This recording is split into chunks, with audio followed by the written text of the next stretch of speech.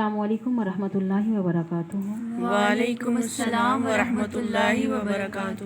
جی کیا پڑھانا ہے آج؟ باب یجعل للنساء یوم علی حدت فی العلم۔ بسم اللہ الرحمن الرحیم۔ کیا عورتوں کی تعلیم کے لیے کوئی خاص دن مقرر کرنا مناسب ہے؟ عورتیں احکامات میں جو ہیں عموماً مردوں کے تابع بھی ہوتی ہیں، اور خصوصاً عورتوں کے احکامات بہت کم وارد ہوتے ہیں، اسی لیے شبہ یہ بھی ہوتا ہے کہ پھر ان کو تعلیم کیسے دی جائے، یعنی کہ ان کا کیسے انتظام کیا جائے۔ امام بخاری رحمۃ اللہ علیہ یہ ثابت کرنا چاہتے ہیں کہ حضرت صلی اللہ علیہ وآلہ وسلم نے ان کی تعلیم کے لیے خصوصی انتظام فرمایا۔ جب حضور اکرم صلی اللہ علیہ وآلہ وسلم سے عورتوں کے لیے تعین شوم ثابت ہے تو امام بخاری نے حل کے ساتھ ترجمہ کیوں منعقد فرمایا؟ کیونکہ حل تو تردد پہ دلالت کرتا ہے نا، حالانکہ جب حضور صلی اللہ علیہ وآلہ وسلم سے ثابت ہے اب تردد کیسا؟ یعنی اس کا جواب یہ ہے کہ یہاں واقعہ خاص کا ذکر ہے کیونکہ یہ واقعہ جزیہ ہے، اسے کلی واقعات پہ استدلال کرنے میں تردد تھا، کیونکہ خواتین کے بار بار اجتماع سے فتنہ فساد کر رہا تھا۔ تو امام بخاری رحمۃ اللہ علیہ نے لفظ حل بڑھا کر متنبہ فرما دیا کہ ذرا سوچ سمجھ کر عورتوں کو اجازت دینا۔ حدیث ہے حدثنا آدم قال حدثنا شعبہ قال حدثنا الاحد۔ وہ حضرت ابو سعید خدری رضی اللہ تعالیٰ سے روایت کرتے ہیں کہ عورتوں نے رسول اللہ صلی اللہ علیہ وآلہ وسلم کی خدمت میں عرض کیا کہ آپ صلی اللہ علیہ وآلہ وسلم سے مستفید ہونے میں مرد ہم سے بڑھ گئے ہیں، اس لیے کہ آپ صلی اللہ علیہ وآلہ وسلم اپنی طرف سے ہمارے لیے بھی کوئی دن مقرر فرما دیں۔ تو آپ نے ان سے ایک دن کا وعدہ کر لیا، تو اس دن عورتوں سے آپ ملے اور انہیں نصیحت فرمائی اور انہیں مناسب احکام دیے۔ جو کچھ آپ نے ان سے فرمایا تھا اس میں یہ بھی تھا کہ جو کوئی عورت تم میں سے اپنے 3 لڑکے بھیج دے گی تو وہ اس کے لیے دوزخ کی آڑ بن جائیں گے۔ اس پر عورت نے کہا کہ اگر 2 لڑکے بھیج دے تو آپ نے فرمایا ہاں، اور 2 کا بھی یہی حکم ہے۔ تشریح ہے اس حدیث کی۔ امراتن سے کون سی عورت مراد ہے؟ روایات سے مختلف نام آئے ہیں۔ نمبر 1 ہے حضرت ام سلیم رضی اللہ تعالیٰ عنہ، نمبر 2 ام مبشر انصاری رضی اللہ تعالیٰ عنہ، نمبر 3 حضرت عائشہ صدیقہ، نمبر 4 ام ہانی، نمبر 5 ام ایمن۔ و اس نئی میں واو عطف کے لیے ہے نا، اور یہ عطف تلقینی ہے، گویا کہ اس عورت نے حضور اکرم صلی اللہ علیہ وآلہ وسلم کو تلقین کی کہ یا رسول اللہ صلی اللہ علیہ وسلم ثلاثۃ کے ساتھ و اثنین بھی فرما دیجئے۔ تو نبی اکرم صلی اللہ علیہ وآلہ وسلم نے فرمایا و اثنین۔ اب جامع ترمذی کی بعض روایات میں 1 کا بھی ذکر وارد ہے، گویا کہ نبی اکرم صلی اللہ علیہ وسلم نے 1 مرتبہ 3 کا ذکر کیا، پھر 2 کا، پھر 1 کا۔ اب اس میں دیکھیں کوئی تعارض نہیں ہے، کیونکہ مفہوم عدد حدیث میں معتبر نہیں، اور ایک عدد کے ذکر کرنے سے دوسرے عدد کی نفی لازم نہیں آتی۔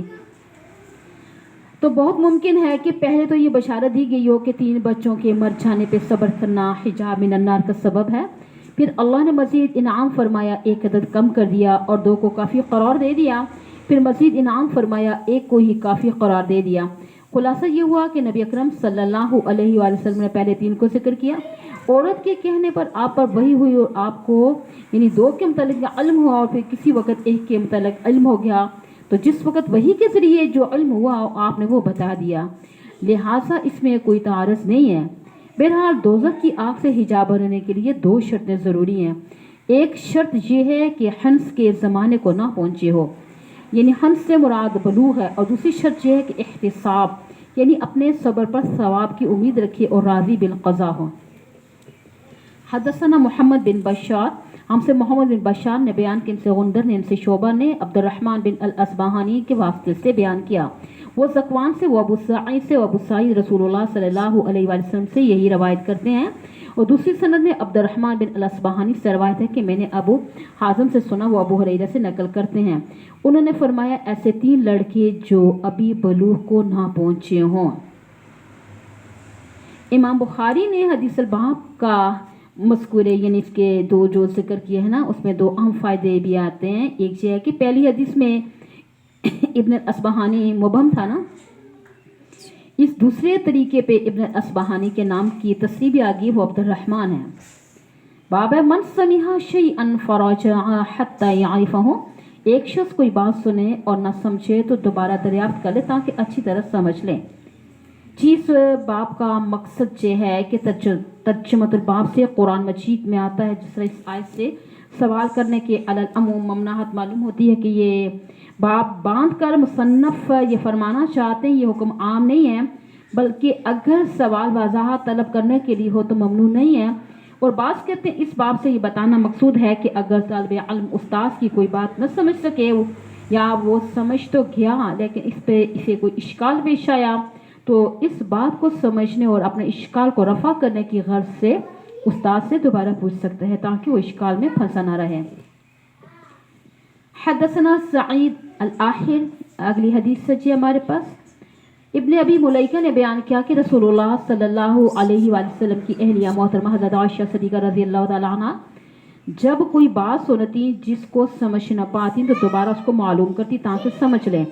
बहरहाल एक मरतबा नबी अकरम सल्लल्लाहु अलैहि वसल्लम ने फरमाया कि जिससे हिसाब लिया गया उसे अजाब दिया जाएगा। तो हज़रत आयशा सिद्दीक़ा फरमाती है ये सुनकर मैंने कहा क्या अल्लाह ने नहीं फरमाया कि अनकरीब उससे आसान हिसाब लिया जाएगा।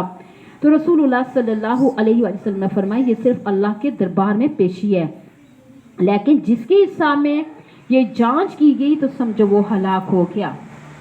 अब इस हदीस की तशरीह ये है कि हज़रत आयशा सिद्दीक़ा रज़ियल्लाहु तआला अन्हा की आदत थी ना, अगर कोई सवाल समझ में ना आता तो वो ज़रूर दोबारा पूछती थी। तो बहरहाल एक मरतबा हज़ूर अकरम सल्लल्लाहु अलैहि वसल्लम ने फरमाया कि मन हुसिबा उसिब, तो इससे हज़रत आयशा सिद्दीक़ा रज़ियल्लाहु तआला अन्हा ने अर्ज़ किया कि आप सल्लल्लाहु अलैहि वसल्लम ने फरमाया ना कि ज़ालिकल अर्ज़ यानी हिसाब यसीर है और मुराद में नामा अमाल का पेश होना आता है। जैसा पीछे नहीं आता है कि अन अबी मुलैका आयशा ज़ौजन नबी सल्लल्लाहु अलैहि वसल्लम कान ला तस्मु शैआ ला तारिफु इल्ला रजअत फीहि हत्ता तारिफहु व अन्न नबी सल्लल्लाहु अलैहि वसल्लम क़ाल मन हुसिबा उसिबा क़ालत आयशा फ़क़ुल्तु अवलैसा यक़ूलुल्लाहु तआला फ़सौफ़ युहासबु हिसाबन यसीरा क़ालत फ़क़ाल इन्नमा ज़ालिकल अर्ज़ वलाकिन मन नुक़िशल हिसाब यहलिक। अब यहाँ पर आते ना कि बग़ैर यसीर से मुराद महज नाम अमाल का पेश होना है और बग़ैर पूछे मुआफ़ कर दिया जाएगा जहाँ हमने तुझे मुआफ़ किया। और मनहूसिब से मुराद मनूक़िश है, यानी अगर उसने बाकायदा जांच बर्ताव से हिसाब लेना शुरू कर दिया तो फिर छुटकारा मुश्किल हो जाएगा। अगला बाब है लियुबल्लिग़िल इल्मल शाहिदुल गायब, जो लोग मौजूद हैं वो गायब शख्स को इल्म पहुँचाएँ। क़ालहु इब्नु अब्बास अन नबी सल्लल्लाहु अलैहि वसल्लम, यह हज़रत इब्न अब्बास से नकल किया है। मकसद तर्जुमतुल बाब, हज़रत शेख अल हदीस फरमाते हैं चूँकि हदीस पाक में है बल्लिगू अन्नी वलो आया, तो इससे तबलीग आयत कुरान की तख़सीस मालूम होती है ना, इसीलिए इमाम बुखारी ने यह बाब कायम करके इशारा फरमा दिया तबलीग आयत कुरानिया के साथ ख़ास नहीं बल्कि मकसूद तबलीग इल्म है, ख़बा वो आयत करीमा हो या हदीस पाक हो। हदीस हदसना अब्दुल्लाह बिन यूसुफ अल-आहिर, हमसे अब्दुल्लाह बिन यूसुफ ने बयान किन से लैसे इनसे सईद बिन अबी सईद ने वो अबी शरीफ से रवायत करते हैं कि उन्होंने उमर बिन सईद वाली मदीना से यानी जब वो मक्का इब्न ज़ुबैर से लड़ने के लिए लश्कर भेजे थे, कह रहे हैं कि ए अमीर मुझे इजाज़त हो तो मैं वो बात आपसे बयान करूँ जो रसूलुल्लाह सल्लल्लाहु अलैहि वसल्लम ने फ़तह मक्का के दूसरे रोज़ इरशाद फरमाई थी। इस हदीस को मेरे दोनों कानों ने सुना है और मेरे दिल ने उसे याद रखा है। जब रसूलुल्लाह सल्लल्लाहु अलैहि वसल्लम फरमा रहे थे कि मेरी आंखें आपको देखती रही थीं, आपने अव्वल अल्लाह की हम्द व सना बयान की, फिर फरमाया कि मक्का को अल्लाह ने हराम किया है, आदमियों ने हराम नहीं किया। तो सुन लो, किसी शख्स के लिए जो अल्लाह पर और यौम आखिरत पर ईमान रखता हो ये जायज़ नहीं है कि मक्का में खूनरेज़ी करे या उसका कोई पेड़ काटे, या फिर अगर कोई अल्लाह के रसूल के लड़ने की वजह से उसका जवाब चाहे तो इससे कह दो कि अल्लाह ने अपने रसूल के लिए इजाज़त दी थी, तुम्हारे लिए नहीं दी थी, और मुझे भी दिन के कुछ लम्हों के लिए इजाज़त मिली। आज उसकी हुर्मत लौट आई जैसी कल थी, और हाज़िर गायब को ये बात पहुंचा दे। ये हदीस सुनने के बाद रावी हदीस अबू शरीफ से पूछा गया, आपकी बात सुनकर उमर ने क्या जवाब दिया? उन्होंने कहा, ये अबू शरीफ मैं तुमसे ज़्यादा जानता हूँ, हरम यानी मक्का किसी खताकार को या खून करके और फितना फैलाकर भाग आने वाले को पनाह नहीं देता। तर्जुमा आया होगा ना जी? आया आपको तर्जुमा जी। उमर बिन सईद यजीद बिन मुआविया की जानब से मदीना मुनव्वरा का हाकिम था ना, تشریح بتا رہی ہوں. اچھا, اور جس طرح امام حسین رضی اللہ تعالیٰ نے یزید کی بیعت سے انکار کر دیا تھا, اسی طرح حضرت عبداللہ بن زبیر رضی اللہ تعالیٰ نے بھی یزید کی بیعت سے انکار کر دیا تھا. حضرت عبداللہ بن زبیر رضی اللہ تعالیٰ عنہ مکہ معظمہ میں قیام پذیر تھے. یہ عمر بن سعید جو مدینہ کا حاکم تھا, حضرت عبداللہ بن زبیر رضی اللہ تعالیٰ عنہ کے خلاف ایک لشکر بھیج رہا تھا. تو اس وقت حضرت ابو شریح رضی اللہ تعالیٰ عنہ صحابی رسول نے اس کو یعنی نصیحت فرمائی تھی. اب حدیث الباب میں اس کا تفصیلاً ذکر ہے نا کہ پھر ابو شریح رضی اللہ تعالیٰ عنہ سے کسی نے پوچھا کہ تمہیں عمر بن سعید نے کیا جواب دیا. تو ابو شریح رضی اللہ تعالیٰ عنہ نے کہا کہ مجھے اس نے جواب دیا کہ یہ بات میں تم سے بہتر جانتا ہوں نا, اس لیے میں بھی تو تابع ہوں نا, اس لیے نا تو یہ حرم کسی نافرمان کو پناہ نہیں دیتا ہو, نہ کسی خون بہا کر بھاگ کر آنے والے کو, اور نہ ہی کسی فساد بھرپا کرنے والے کو پناہ دیتا ہے.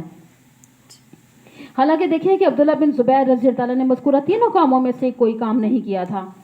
اب ایک بات آتی ہے, سوال ہے کہ کیا حرم مکہ میں پناہ لینے والے مجرم سے قصاص لیا جا سکتا ہے؟ یہ سوال پیدا ہو رہا ہے نا. دیکھیے کہ اگر اس مجرم نے کسی کا ہاتھ, ناک وغیرہ کاٹ دیا اور حرم مکہ میں پناہ گزی ہو گیا تو اس کا قصاص حرم میں لیا جا سکتا ہے. اس پر سب کا اتفاق ہے. اب اسی طرح کسی نے حدود حرم میں کسی کو قتل کر دیا تو اس سے بھی حرم ہی میں قصاص لیا جا سکتا ہے. اب اس بارے میں بھی سب کا اتفاق ہے. البتہ اگر قتل کا ارتکاب حرم سے باہر کیا نا تو پھر اس نے حرم میں پناہ لے لی ہے تو اس کے بارے میں اختلاف آتا ہے. اور شافعیہ مالکیہ کہتے ہیں کہ ایسے شخص سے بھی حدود حرم میں قصاص لیا جائے گا, جبکہ حنفیہ حنابلہ کہتے ہیں اس سے حدود حرم میں قصاص نہیں لیا جائے گا اور اس کا کھانا پینا بند کر دیا جائے گا, یہاں تک کہ مجبور ہو کر وہ خود حرم سے باہر آ جائے, پھر اس سے قصاص لیا جائے گا. بہرحال شافعیہ مالکیہ اس بات سے استدلال کرتے ہیں کہ زانی کو کوڑے لگائے اور چور کا ہاتھ کاٹنے اور اسی طرح قتل کرنے والے سے قصاص لینے کا حکم ہے, یعنی ان امور میں کسی مکان کی تخصیص نہیں ہے. اب اسی طرح ان کا استدلال ہے الحرم لا یعیدھا سین ولا فارن بدمن جو آتا ہے نا, اس سے حضور صلی اللہ علیہ وسلم نے ابن حتل کے قتل کا حکم دیا تھا کہ جبکہ وہ غلاف کعبہ سے چمٹا ہوا تھا. اور حنفیہ حنابلہ کے استدلال آیت قرآنی میں ہے وَمَنْ دَخَلَهُ كَانَ آمِنًا سے آ رہا ہے. اب اسی طرح ان کا استدلال بھی حدیث الباب سے مذکور ہے, اور حضور اکرم صلی اللہ علیہ وآلہ وسلم کے ارشاد ھذا بلد حرمہ اللہ یوم خلق السماوات والارض سے حنفیہ حنابلہ استدلال کرتے ہیں. اور ایک اور ہے اس میں کہ اہل مکہ سے دیکھیں کہ جنگ و قتال کرنا جائز ہے یا نہیں ہے. علامہ ماوردی شافعی رحمہ اللہ تعالیٰ فرماتے ہیں اہل مکہ پر چڑھائی نہ کی جائے اور ان کے ساتھ قتال جائز نہیں ہے. اگر وہ بغاوت بھی کر بیٹھیں اور بغیر قتال کے ان کو راہ راست پہ لانا ممکن ہو تو قتال درست نہیں. اگر بغیر قتال کے وہ بغاوت سے باز نہ آئے تو جمہور علماء کہتے ہیں ان سے قتال کیا جائے گا, کیونکہ باقیوں سے قتال حقوق اللہ میں سے اور جس کو تلف کرنا درست نہیں ہے. امام نووی رحمۃ اللہ علیہ فرماتے ہیں نا امام شافعی کا قول جمہور کے مطابق ہے. اب جمہور علماء جو قتال کے جواز کے قائل ہیں وہ حضرت ابو شریح رضی اللہ تعالیٰ کی اس حدیث میں تعبیر کرتے ہیں نا, کہتے ہیں کہ وہاں قتال کے حرام ہونے سے مراد مخصوص سے کیفیت قتال ہے, مثلا منشیک وغیرہ نصب کر کے قتال نہ کیا جائے نا, جس کی اظہار ثانی عام ہوتی ہے. جبکہ حرمت قتال کے قائلین کہتے ہیں کہ حدیث سے مطلق ہے, اس میں کسی قسم کی تخصیص نہیں ہے. حدثنا عبداللہ بن عبد الوہاب, ہم سے عبد الوہاب نے بیان کیا کہ وہ محمد سے روایت کرتے ہوئے ایک مرتبہ ابو بکر نے رسول اللہ صلی اللہ علیہ وسلم کا ذکر کیا. آپ نے یوں فرمایا کہ تمہارے خون اور تمہارے مال, یعنی محمد کہتے ہیں میرے خیال میں آپ نے اوراسناکم لفظ فرمایا, یعنی تمہارے آبروئیں تم پر حرام ہیں, وَأَعْرَاضَكُمْ, اور جس طرح تمہارے آج کے دن کی حرمت تمہارے اس مہینے میں سن لو, یہ خبر حاضر غائب کو پہنچا دے. اور محمد کہتے تھے کہ رسول اللہ صلی اللہ علیہ وسلم نے سچ فرمایا. پھر دوبارہ فرمایا کیا میں نے اللہ کا یہ حکم تمہیں نہیں پہنچا دیا. اب حدیث کی طرف دیکھتے ہیں, دیکھیں کہ محمد بن سنی رحمۃ اللہ علیہ کے قول کی توجیحات ہیں. اس طرح آپ کو پیپر میں آتا ہے نا توجیحات لکھیں. دیکھیں محمد بن سنی رحمۃ اللہ علیہ کسی چیز کی تصدیق کر رہے ہیں. یہ سوال خاص طور پر اس لیے پیدا ہوتا ہے کہ یہاں لیبلغ امر کا صیغہ ہے اور تصدیق یا تکذیب خبر کی ہوتی ہے, امر نہیں وغیرہ جواز قبیل انشاء ہے. اب اس کی تصدیق یا تکذیب نہیں ہوتی.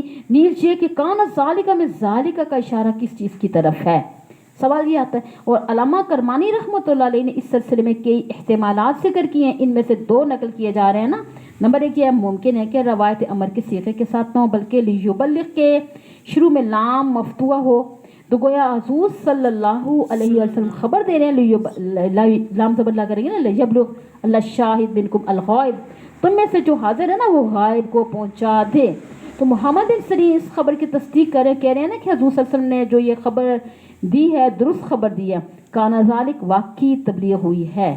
दूसरा इस्तेमाल ये है कि यहाँ लियुबल्लिग अमर का सीगा है, तो लेकिन ये बमाना अलखबर है, तो गोया आप फरमा रहे हैं यानी कि इमाम इब्न सरी रहमतुल्लाह अलैह इस खबर की तस्दीक और उसके वकूअ की खबर दे रहे हैं। अल्लामा ऐनी फरमाते हैं ये आइन मुमकिन है कि ज़ालिका का इशारा यानी कि तबलीग की तरफ हो, तो लियबलुग के ज़िमन में समझ आ रहा है। अब कान ज़ालिका का मतलब हो जाएगा वका ज़ालिका अत-तबलीगु अल-मामूर बिही मिन अश-शाहिदी इलल गायब। अगला बाब है बाबु इस्मी मन कज़ब अला नबी सल्लल्लाहु अलैहि वसल्लम, रसूलुल्लाह सल्लल्लाहु अलैहि वसल्लम पर झूठ बांधने वाले का गुनाह। माक़बर से मुनासिबत व मकसूद तर्जुमतुल बाब देखें। गुज़श्ता अबाब में हस्फ़िल हदीस की फ़जीलत, तालीम व तअल्लुम की फ़जीलत और कुरान और अहादीस की तबलीग की अहमियत व इशाअत का बयान था ना। तो अब यहाँ से इमाम बुखारी ये फरमाना चाहते हैं ये सारे फ़ज़ाइल अपनी जगह पर ठीक हैं, मगर आप वसल्लम की अहादीस बयान करने में इंतहाई एहतियात की ज़रूरत है ना, ताकि कहीं ऐसा ना हो कि हुज़ूर सल्लल्लाहु अलैहि वसल्लम पर किज़्ब हो जाए और नबी अकरम सल्लल्लाहु अलैहि वसल्लम की तरफ से कोई गलत बात मंसूब करके पेश करना निहायत नुकसानदेह बात है, क्योंकि मन गलत हदीस पेश करने वाले के लिए जहन्नम का अजाब मुकर्रर है। हदसना अली बिन अल-जअद अल-आखिर, हमसे अली बिन जअद ने बयान के ने शोबा ने खबर दी, इन्हें मंसूर ने उन्होंने रबी बिन हराज से सुना, मैंने हज़रत अली को ये फरमाते हुए सुना कि रसूलुल्लाह सल्लल्लाहु अलैहि वसल्लम का इरशाद है मुझ पर झूठ मत बोलो, क्योंकि जो मुझ पर झूठ बांधे वो दोज़ख में दाखिल होगा। जी क़ाला नबी सल्लल्लाहु अलैहि वसल्लम ला तुकज़िबू अलैहि फ़इन्नहु, कुछ जाहिल सूफिया कहते हैं ना कि नबी अकरम सल्लल्लाहु अलैहि वसल्लम ने काज़िब अलैहि नबी से मना फरमाया और काज़िब नबी से नहीं, लिहाजा अगर कोई दीन की तायीद के लिए मन गलत अहादीस वज़ा कर ले तो ये जायज़ है। और इसी तरह करामिया का भी यही कहना है कि कुरान और सुन्नत में जो कुछ वारिद हुआ उसको साबित करने के लिए अगर तरगीब तरहीब के बाब में कोई झूठ बोलकर हजूर अकरम सल्लल्लाहु अलैहि वसल्लम की तरफ मंसूब कर दे तो जायज़ है, क्योंकि ये काज़िब लहू है और काज़िब अलैहि नहीं है, लेकिन उनकी ये दलील दुरुस्त नहीं है, इसलिए काज़िब अलैहि नबीशी और काज़िब लिल नबीशी में कोई फ़र्क है ही नहीं, क्योंकि काज़िब खिलाफ़े वाक़या बात को कहते हैं ना। फिर अगर कोई शख्स किसी की तरफ कोई बात मंसूब करे तो मंसूब इलैहि ने वो बात नहीं कही हो, चाहे उसकी ताहीद में या तरदीद में, वहाँ काज़िब अलैहि बोला जाता है। हदीस से हमारे पास आगे हदसना अबुल वलीद अल-आखिर, उन्होंने अपने बाप हज़रत ज़ुबैर से अर्ज़ किया कि मैंने कभी आपसे रसूलुल्लाह सल्लल्लाहु अलैहि वसल्लम की हदीस नहीं सुनी, जैसा कि फ़लाँ और फ़लाँ बयान करते हैं। ज़ुबैर ने जवाब दिया कि सुन लो, और मैं रसूलुल्लाह सल्लल्लाहु अलैहि वसल्लम से कभी जुदा नहीं हुआ, लेकिन मैंने आपको ये फरमाते सुना कि जो शख्स मुझ पर झूठ बांधे वो अपना ठिकाना जहन्नम में बना ले। अब हज़रत में लंबा हो जाएगा, हज़रत अब्दुल्लाह बिन ज़ुबैर रज़ी अल्लाह ताला के मुख्तसर हालात भी बताने हैं, ये भी बताऊंगी तो लंबा हो जाएगा, इसलिए मैं आगे चल रही हूँ। हदसना अबू मुअम्मर क़ाल हदसना अब्दुल वारिस, हज़रत अनस फरमाते हैं कि मुझे बहुत सी हदीसें बयान करने से ये बात रोकती है कि नबी अकरम सल्लल्लाहु अलैहि वसल्लम ने फरमाया कि जो शख्स मुझ पर अमदन झूठ बांधे तो अपना ठिकाना जहन्नम में बना ले। हदसना मकी बिन इब्राहीम, हमसे मकी बिन इब्राहीम ने बयान किया और वो कहते हैं कि मैंने रसूलुल्लाह सल्लल्लाहु अलैहि वसल्लम को ये फरमाते सुना, जो शख्स मेरी निस्बत वो बात बयान करे जो मैंने नहीं कही वो अपना ठिकाना दोज़ख में बना ले। आप सल्लल्लाहु अलैहि वसल्लम की कुनियत और नाम मुबारक हम रख सकते हैं या नहीं, ये हदीस हमारे पास हदसना मूसा क़ाल हदसना अबू अवाना, हमसे मूसा ने बयान किया, उनसे अबू अवाना ने अबी हुसैन के वासित से नकल किया, वो अबू सालिक से रवायत करते हैं, वो अबू हुरैरा रज़ी अल्लाह ताला से वो रसूलुल्लाह सल्लल्लाहु अलैहि वसल्लम से कि अपनी औलाद का मेरे नाम पर नाम रखो, मगर मेरी कुनियत अख्तियार न करो, और जिस शख्स ने मुझे ख्वाब में देखा बेशक उसने मुझे ही देखा, क्योंकि मेरी शैतान मेरी सूरत में नहीं आ सकता। और जो शख्स मुझ पर जानबूझकर झूठ बोले वो दोज़ख में अपना ठिकाना तलाश करे। तो यहाँ पर हमारे पास चीज़ आती है जो अहम चीज़ है कि आपकी कुनियत और नाम मुबारक हम रख सकते हैं या नहीं। इस मसले में देखिए कि मुख्तलिफ मज़ाहिब हैं। नंबर 1, इमाम शाफी रहमतुल्लाह अलैहि और अहले ज़ाहिर का कहना है किसी भी शख्स के लिए अबुल कासिम कुनियत रखना दुरुस्त नहीं, खवा उसका नाम मोहम्मद या अहमद हो या न हो। और इन हज़रात का इस्तिदलाल हदीस बाब के ज़ाहिर से है। नंबर 2, इमाम मालिक और जमहूर उलमा फरमाते हैं अबुल कासिम कुनियत रखना मुतलकन जायज़ है, खवा किसी का नाम मोहम्मद या अहमद हो या न हो। गोया कि ये हज़रात हदीस नहीं को आप सल्लल्लाहु की हयात के साथ मुख्तस करार देते हैं और आपके वसाल के बाद उसको मनसूख करार देते हैं। इन हज़रात का कहना है ना कि उस ज़माने से लेकर आज तक लोग अबुल कासिम कुनियत रखते चले आ रहे हैं, इन्हें किसी ने नकीर नहीं की है। इन हज़रात की दलील हज़रत अली रज़ी अल्लाह ताला की रवायत है। क़ौला अली क़ुल्तु या रसूलुल्लाह सल्लल्लाहु अलैहि वसल्लम आखिर, यानी एक और हदीस है। नंबर 3 जो बात बता रही हूँ, इब्ने जरीर तबरी रहमतुल्लाह अलैहि फरमाते हैं ये नहीं तो मनसूख नहीं है, अलबत्ता ये नहीं तनसीही व अदब के लिए है और ना कि तहरीम के लिए है। नंबर 4, बाज़ सल्फ़ कहते हैं अबुल कासिम की कुनियत उस शख्स के लिए ममनू है कि जिसका नाम मोहम्मद या अहमद हो, और जिसका नाम मोहम्मद या अहमद ना हो उसके लिए उस कुनियत रखने में कोई हरज नहीं है। नंबर 5, पाँचवा मज़हब यह है अबुल कासिम की कुनियत मुतलकन ममनू है, खवा उसका नाम मोहम्मद हो या अहमद हो या ना हो। इसी तरह किसी का नाम कासिम रखना भी ममनू है ताकि उसका बाप अबुल कासिम ना पुकारा जाए। छठा मज़हब यह है कि मोहम्मद नाम रखना ही मुतलकन ममनू है। इसी तरह अबुल कासिम कुनियत रखना भी मुतलकन ममनू है। इमाम नबवी रहमतुल्लाह अलैहि इमाम मालिक जमहूर के मज़हब को राज करार देते हुए फरमाते हैं मुतलकन अबुल कासिम की कुनियत रखना जायज़ है। तमाम लोगों का इस पर इत्तफाक है। तो बहरहाल इस कुनियत को अख्तियार करने वाले बड़े बड़े अइम्मा और अहले हल व अक़द हैं और ऐसे लोग हैं जो मुहम्मद दीन में मुक्तदा की हैसियत भी रखते हैं।